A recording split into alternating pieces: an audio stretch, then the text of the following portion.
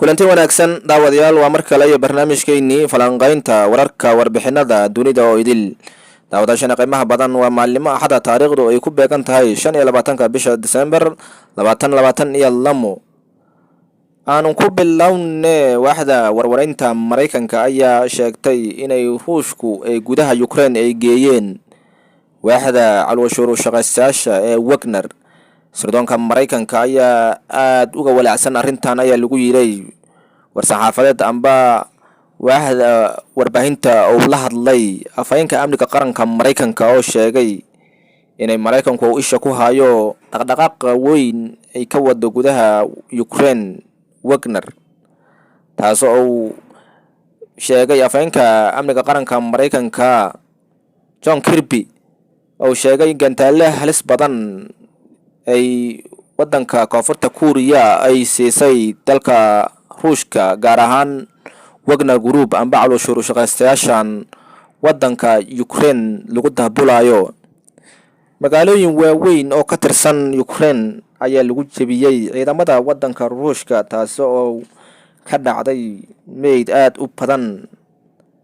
Ukraine madaxweynaha Ruushka Vladimir Putin ayaa waxa la sheegay inuu ku bedelay Wagner Group militariga Ruushka ee jiida hore ku laanaya gaashaaniga Mareykanka ayaa aad uga sheegtay inay ka walaacsan tahay arrinta halista badan gantaalo amba hub casriya oo laga soo waariday koonfurta North Korea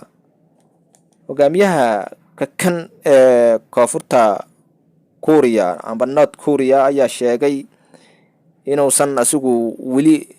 oonan gacan amba lug ku lahayn dawladiisu war-saxaafadeed ay soo saartay balse Mareykanka ayaa sheegay gantaalada ridada dheer kuwa hubka lagu leeshamo iyo kuwa lagu burburiyo taangiyada ay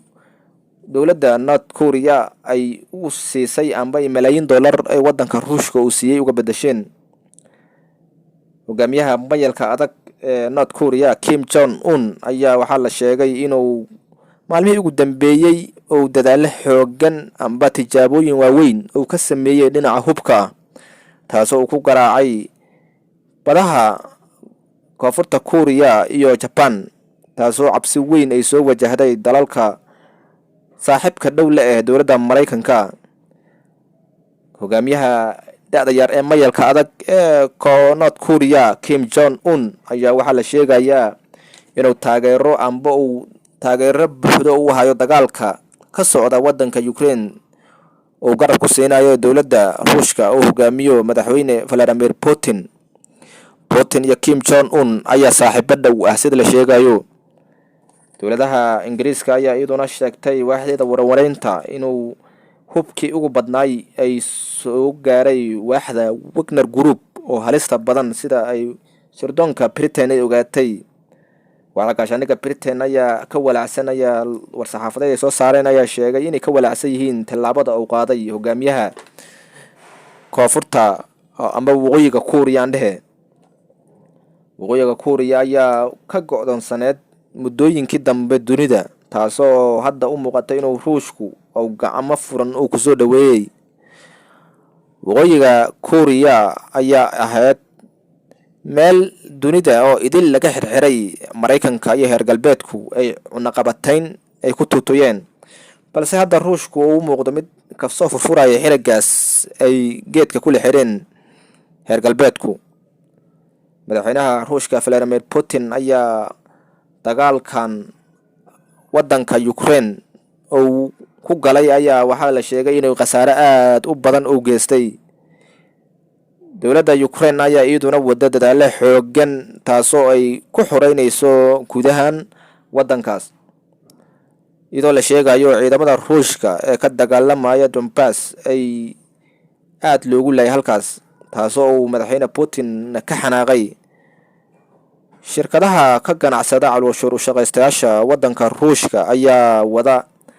dadaalo in halkaas lagu daabulo calwashuru shaqaystayaal aad u badan taasoo Ruushkuna dawladdiisu ay aqbashay sida la sheegayo hogaamiyaha Ruushka Vladimir Putin ayaa saaxiibka dhow ay yihiin ee Wagner Group madaxda ka ah amba hogaamiya uu ka codsaday inuu halkaas geeyo ciidamada ugu badnay ebed. Ruushka ayaa dalal badan oo dunida ah geeyay kooxdaas Wagner Group, iyadoo dunida ay geeyeen ay ka qaylisay. waaxda gaashaandhigga Mareykanka ayaa ku tilmaamtay waaxdaas Wagner Group kuwa manaxyaala majaxanjixe oo hogaamiyo saaxiib dhow leh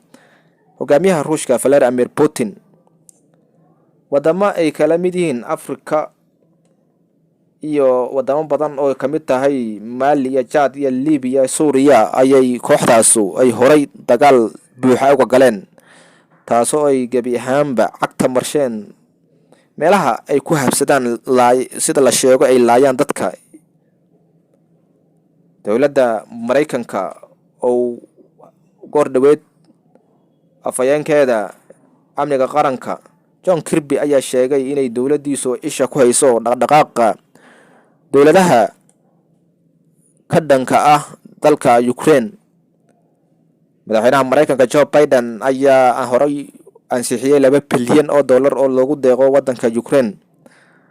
taasoo ay u muuqato taageero weyn oo u haya Mareykanka Ukraine. madaxweyne Biden ayaa la kulmay dhigiisa Vladimir Zelensky oo booqasho ku tagay dalka Mareykanka, sheegana inay $2 bilyan oo ay ugu deeqi doonto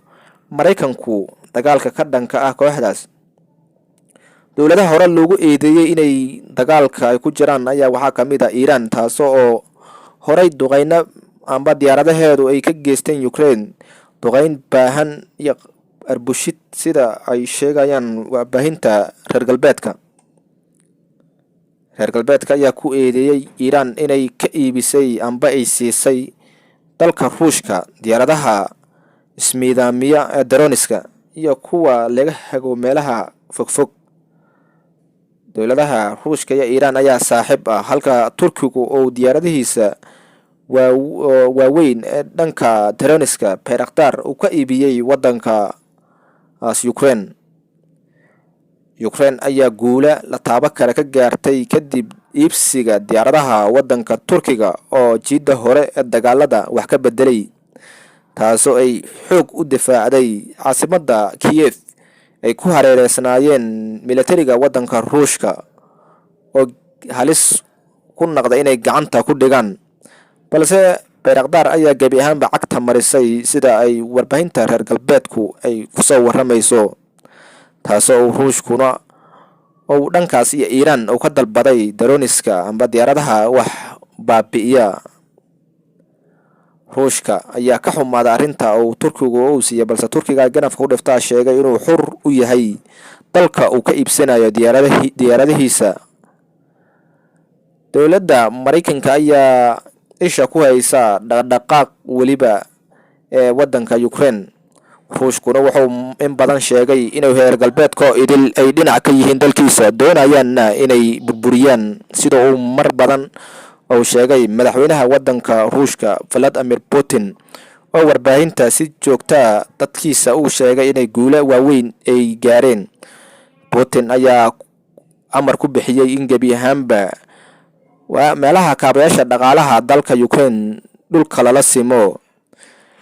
madaxweynaha Ruushka ayaa wuxuu doonayay inuu dadka Ukraine uu isdhiibaan, balse Ukraine ayaa u muuqata mid xoog ku socota ambaan isdhiibayn. hogaamiyaha wadanka